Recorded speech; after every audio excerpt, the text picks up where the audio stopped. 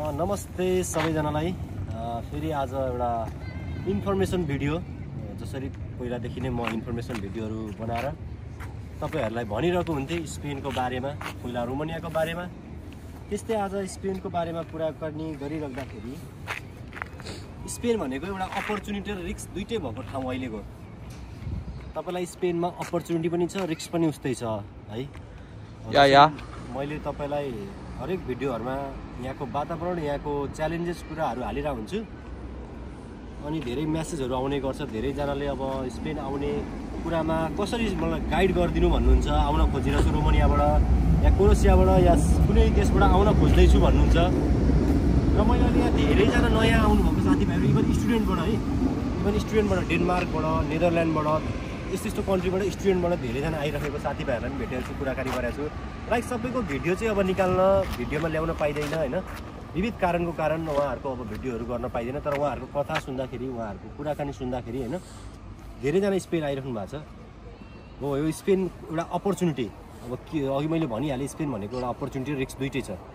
त्यही कुराले हेर्दाखेरि स्पेन एउटा अहिले गन्तव्य भएको छ हामी नेपालीहरूको लागि र अरू अन्य देशको इमिग्रेन्ट्स, जस्तै इलिगल भएको कन्डिसनमा, भिजा सिधेको कन्डिसनमा, तपाईलाई धेरै कन्डिसनमा स्पेनले अहिले तपाईलाई यहाँ तपाईलाई बस्नलाई एक्सेप्ट गरिरहेको छ हैन। त्यो एउटा अपर्चुनिटी हो। हरेक देशबाट धेरैजना मान्छेहरू भिजिट भिसा लगाएर होस् या स्टुडेन्टमा आएको मान्छेहरू होस्, विभिन्न वर्किङ भिजामा आएको मान्छेहरू होस्, यहाँ आएर चाहिँ बस्न पाइन्छ। र यो सरकारले तपाईलाई 2 वर्ष बसेको अवधिमा कार्ड बनाइदिने, तपाईलाई यहाँ टिआरसी कार्ड दिने, भोलिको दिनमा यहाँ पिआर दिने सिस्टम अहिलेसम्म हटाएको छैन र भइरहेको कारणले धेरैजना आउनुहुन्छ। योभन्दा अगाडि युरोपियन देश पोर्चुगलमा जुन एउटा यस्तै थियो हैन, अनि पोर्चुगल सरकारले बन्द गर्यो। यो भन्दा धेरै क्रिटिकल सिचुएसन थियो पोर्चुगलमा। ओके, द्याट्स गुड हैन, द्याट्स बेटर। तर धेरैजना पोर्चुगल जानुहुन्थ्यो योभन्दा अगाडि हैन। हजुर, धेरैजना पोर्चुगल जानुहुन्थ्यो र त्यहाँ गएर कार्ड बनाएर धेरैजनाले पिआर पाएर, टिआर पाएर, कहिले धेरैजना राम्रो ठाउँमा पुगिसक्नु भयो। र पोर्चुगल सरकारले धेरै इमिग्रेन्ट्स भयो, मेरो देशमा धेरै गलत गतिविधि भयो, धेरै क्रिमिनल एक्टिभिटिज भयो भनेर धेरै कुरा विविध युरोपियन मुलुकको तपाईलाई यो उनीहरूको ट्रिटी अनुसार, उनीहरूको सन्धि अनुसार, उनीहरूको तपाईलाई युरोपियन रुल्स अनुसार सबैले क्लेम गरेपछि त्यस्तै विभिन्न कारणले गर्दाखेरि पोर्चुगलले बन्द गर्नु पर्यो। र अहिले स्पेन सरकारले तपाईलाई आइज मेरो देशमा बस, म तिमीलाई कार्ड दिन्छु, नियम पुरा र बस, 2 वर्ष बस, लगानी गर, यहाँको भाषा बन्द गराऊ, बस, भाषा संस्कृतिहरू पढ, सबै कुरा मेरो देशको भाषा सिक, कल्चरहरू सिक। हो, 2 वर्ष यहाँ बस, 2 वर्ष यहाँ बस, म तँलाई टिआरसी दिन्छु, पेपर दिन्छु, एलिजिबल गरिदिन्छु भनेको छ। धेरैजना आउँछन् यहाँ अहिले। यो अपर्चुनिटी हो, किनभने कुनै पनि देशमा तपाईलाई बिना वर्किङ भिजा, बिना तपाईलाई स्पोन्सर भिजा, बिना या कुनै क्राइटेरियाको भिजा आउन गाह्रो हुन्छ र त्यहाँ बस्न इलिगल मानिन्छ कुनै पनि देशमा। भनेपछि यो सरकारले चाहिँ आइज हरेक भिजिट भिसाले आइज, तब यहाँ इलिगल भएर आइज, इलिगल आइसकेपछि त 2 वर्षपछि म कार्ड दिन्छु भन्ने एउटा अपर्चुनिटी हो। र अर्को अपर्चुनिटी के हो भन्दाखेरि 2 वर्ष चाहिँ गाह्रो छ यहाँ टिक्नलाई। त्यस पछाडि भनेको तपाईलाई यहाँ राम्रो आय स्रोत भएको युरोपियन मुलुकको एउटा राम्रो पासपोर्ट भएको स्पेन भनेको एउटा राम्रो पासपोर्टमा वर्ल्डमा 2nd नम्बरमा आउँछ।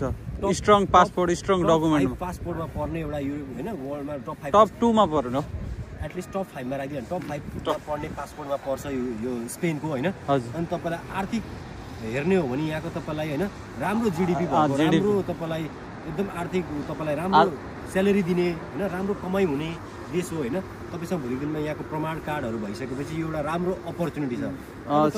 सुख सुविधाहरू धेरै राम्रो दिने धेरै कुराहरू अब तपाईलाई यहाँको टिआरसी कार्डले पनि हैन, हजुर, धेरै कुराहरू गर्न पाइने, जस्तै फ्यामिली रियुनिफिकेसन भयो, भोलिको दिनमा तपाईँलाई यहाँ आफ्नै बिजनेस खोल्न भयो, इभन टिआरसी कार्डले मात्रै। अनि तपाईँले आफ्नो यहाँ ल्याएर तपाईँलाई बुवा आमाहरूलाई ल्याउन सक्नुहुन्छ, आफ्नो तपाईँलाई बिजनेस देखाएर आफ्नो फ्ल्याट किन्न सक्नुहुन्छ, घर किन्न सक्नुहुन्छ, विभिन्न अन्य एजुकेसन तपाईँलाई उयोहरू, हेल्थ कुराहरू होइन, सबै कुराहरू टिआरसी कार्डले गर्न पाइन्छ आफ्टर 2 इयर्स होइन।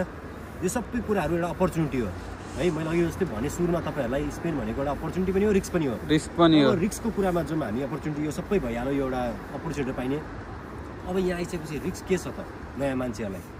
यहाँ आइसकेपछि पहिलो कुरा भनेको तपाईँले अब यहाँ धेरै पैसा तपाईँको खर्च हुन जान्छ, धेरै युरो पैसा खर्च हुन जान्छ, धेरै पैसा बोकेर आउनुपर्छ। कोही नहुँदाखेरि, कसैको साथ सपोर्ट नहुँदाखेरि, कोही नचिनेको हुँदाखेरि यहाँ तपाईँलाई यहाँको सिस्टम थाहा हुँदैन, यहाँको तपाईँलाई रहन सहन थाहा हुँदैन, केही थाहा हुँदैन, यहाँ कसरी बस्ने त अब रुम भाडा खोज्नुपर्छ, रुम रेन्ट लिनुपर्छ, तपाईँलाई यहाँको डकुमेन्ट बनाउन, तपाईँलाई कुन घरमा बस्नुहुन्छ तपाईँले एउटा प्रुफ गर्नुपर्छ। त्यो घरमा म बस्छु भनेर तपाईँले एउटा पेपर बनाउनुपर्छ।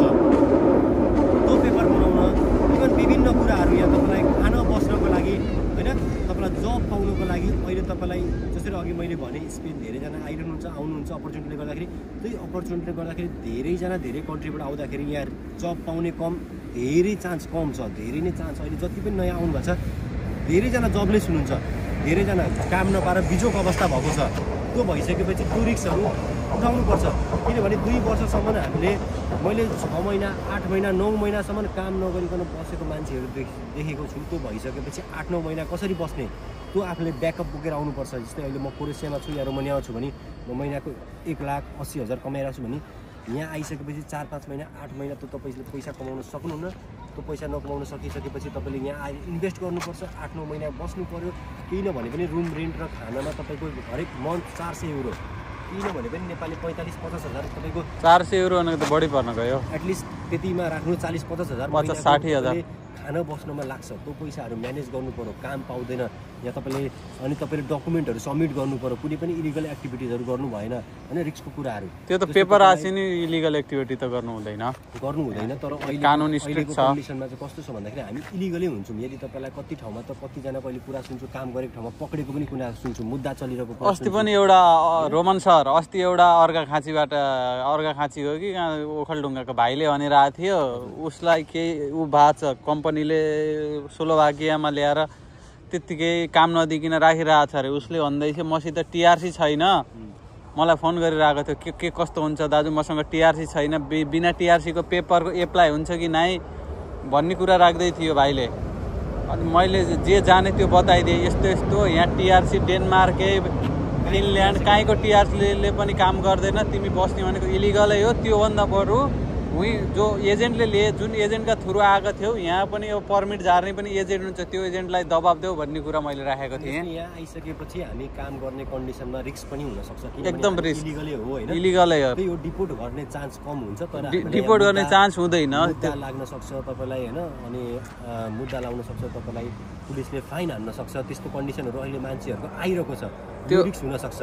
सक्दो आफू बचेर हिँड्नुपर्छ। हो सरकारले त भन्छ यहाँ बस्छ 2 वर्ष बस्छ, म तिमीहरूलाई काट्दिन्छु, तर त्यसमा चुनौती पनि छ। कतिजना अहिले म सुन्दैछु उहाँहरूको, मैले उहाँहरूको त्यो स्टोरी चाहिँ ल्याउन पाएको छैन। उहाँहरूको त्यस कुराकानी गर्दाखेरि चाहिँ कतिजनालाई फाइन हानेको, कतिजनालाई तपाईँलाई काम गर्दाखेरि पुलिसले पक्रेको र मुद्दा अब लयर लगाएर मुद्दा लड भन्ने कुराहरू पनि सुनिरहेको छु होइन, सुन्नमा आएको छ होइन। सो त्यो कुराहरू पनि कुनै दिन त्यो मान्छेहरूसँग भेट भयो भने म तपाईँलाई अभियसली यो भिडियोहरू ल्याउने छु बनाएर होइन। सो यस्तो कुरा छ होइन। स्पेनमा भनेको अपर्च्युनिटी रिस्क दुइटै छ। सो तपाईँहरूले बुझेर आउने हो है। म अन्तिममा के भन्न चाहन्छु भने जो पनि आउन खोज्नुहुन्छ, जो पनि आउन खोज्नुहुन्छ मलाई मेसेज गर्नुहुन्छ। सबैजनाले यो अपर्च्युनिटी ग्र्याब गर्ने या तपाईँले के गर्ने त्यो तपाईँको हातमा छ। आफूले बुझेर आउनु होइन, आफूले यो रिस्क उठाउन सक्नुहुन्छ भने आउनु। यहाँको 2 वर्ष च्यालेन्जिङ जुन स्ट्रगल, जुन एउटा बुझेर आउनु, आफ्नो दिमागलाई स्ट्रङ बनाएर आउनु, फिजिकली मेन्टली र इकोनोमिकली तिनटै कुराहरू स्ट्रङ भएर आउनु। त्यसपछि सर्भाइभ गर्न सक्नुहुन्छ, नत्र यहाँको कन्डिसन सर्भाइभ गर्न लायकको छैन। एक्ज्याक्टली यही कुराहरू तपाईँहरूलाई सानो सन्देश, एउटा सानो इन्फर्मेसन। हस् त guys, love you all, bye by.